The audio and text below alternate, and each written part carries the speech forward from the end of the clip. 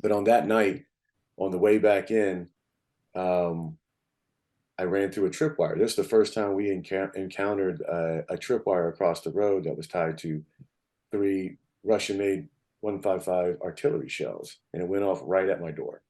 Um, Killed my gunner, Ryan Cantafio from Beaver Dam, instantly because the shrapnel went right over his neck protector and got him in the jugular, and there's no way to stop the bleeding.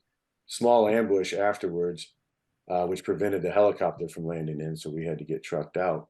When I first was hurt, my right leg hurt worse because I had shrapnel in my right calf. And as I stepped out, that's when I realized how bad my left foot was, and that the boot was just spread open and just really, really um, injured badly.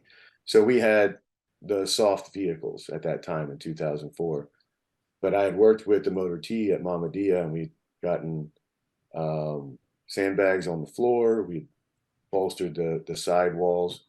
And I was waiting on one little piece to get cut of metal to put into this one. And that's where most of the shrapnel came in. The other one, I caught a lot of glass on the left side of my face, including 3 shards in my left eye. But I was wearing contacts, even though they told DOD says you're not supposed to wear contacts. I wasn't going to wear the birth control glasses, so I just brought a lot of contacts with me. And it was the contact, the doctor said, that actually saved my eye from bursting. It was just enough resistance there. But so the side mirror sent all that glass in because we only had those half steel doors on. So it was surreal. I remember being in the Black Hawk helicopter once, they did the initial stabilization at Mamadiya and they flew me to Baghdad in a helicopter. And I remember just looking out at the rotors, and it was a clear night, bright moon. I mean, I don't know, were you in Iraq?